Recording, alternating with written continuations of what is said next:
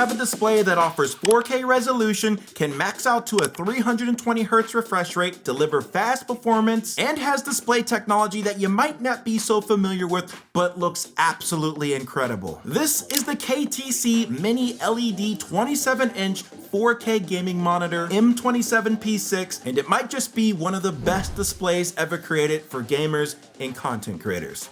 Let's take a look.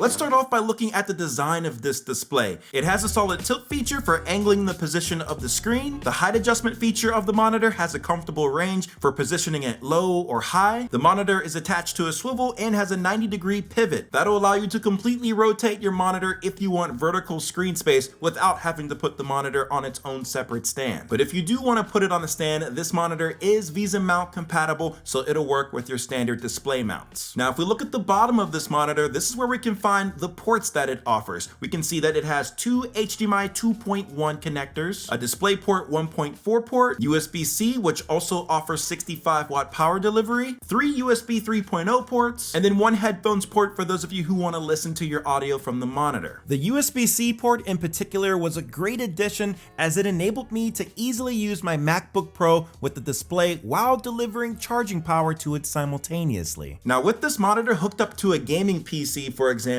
you'll be able to access something called dual mode output. This is where you'll have the option to max out your resolution or your refresh rate depending on what you want to go with. Let's say you want to go the resolution route. Well, you'll be able to max out your display settings at a 4K resolution at 160 Hz. For me, this mode is my go-to. Picture quality looks so good and it is buttery smooth. But now let's say you're in the other camp where you want the maximum amount of frames possible. Well, this display offers 1080p up to 320 Hz. And that's on top of the fact that the response time for this display comes in at 1 millisecond, plus you get FreeSync and G-Sync, meaning you're not gonna have the screen tearing issues that could come along with other displays. One of the other major performance points that this monitor offers is HDR 1400, meaning that the screen on this display can be ultra bright, coming in at 1400 nits compared to the 400 nits that you'll get out of standard HDR. Why does this matter? Well, depending on the room that you have this gaming monitor in, it may be dark, it may be bright where you have sunlight hitting the display. You can adjust the brightness of the screen depending on the environment that you're in to get the best results depending on your situation. Next up, looking at the display technology, this monitor has a mini LED display, which is a significant upgrade from your traditional LED. With mini LED, you're gonna get an excellent balance between having a bright or dim display, which supports that HDR 1400 performance. You're also gonna get richer, more accurate colors, more details in the shadows so that you can see the different variations of those darker and black colors, and that goes for the brighter colors as well. The contrast ratio on this display is 1,000,000 to 1 and means you get deep blacks and bright whites, which further supports the richness in detail that this display offers. Now, up next here, if I ever wanted to adjust the picture and the dimness or the look of this display,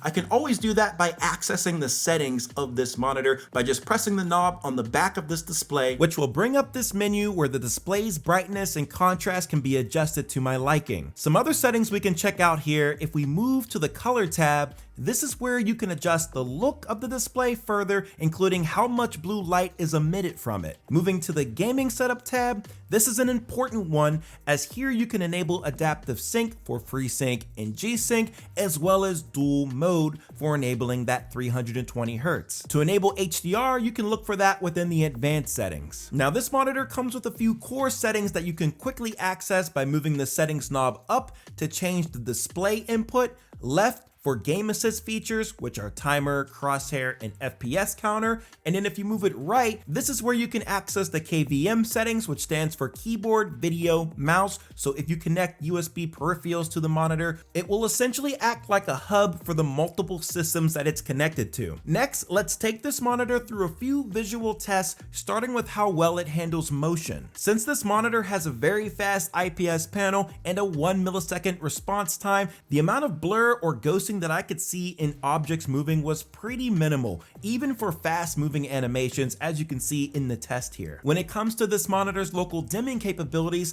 I thought that this looked solid, especially for it not being an OLED display.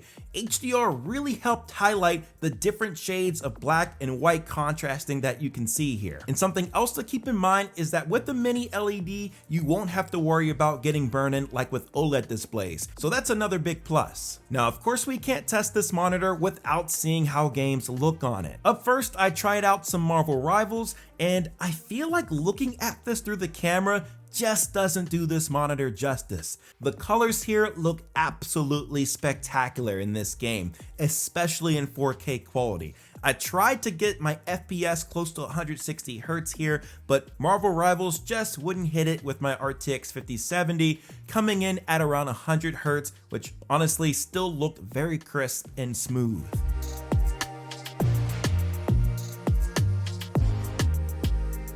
Next, let's head over to the PlayStation 5, first looking at The Last of Us 2, which I seriously need to finish this game already. But this monitor looks so good for this game. The amount of detail I can see in the game's environment feels like it's just on another level.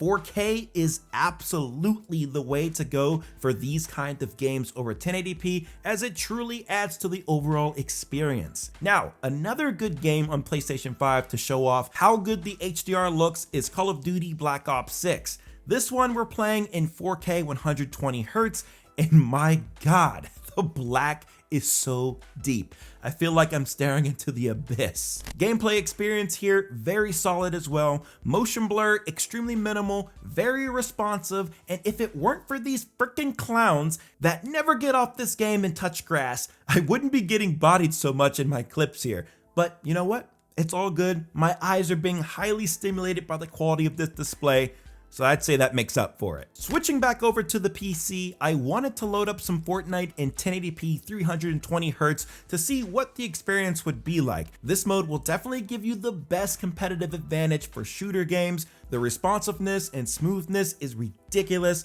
but that comes at a cost of knocking down the sharpness and clarity of the image, which is noticeable coming from 4K. But the experience for me still felt really good. The colors looked amazing in Fortnite, and at this point, guys, I don't think I'm going to be able to game on another monitor now that I've started using this one. But overall, guys, with this KTC gaming monitor, you're getting a high quality build. The dual output mode that this gaming monitor offers makes it the most versatile that I've honestly ever used. I love the 4K 160 Hz, but having the option to use 320 Hz, that's freaking redonkulous. A gamer's dream. Plus, we got the mini LED and HDR 1400 technology integrated within it, which makes it look almost just as good as OLED, especially for the price point coming in at $500. If you guys would like to check it out, feel free to use my link in the description below. Thank you, KTC, for sponsoring this video. If you guys enjoyed it, make sure you hit the like button, subscribe, and I'll see y'all on the next one. Peace.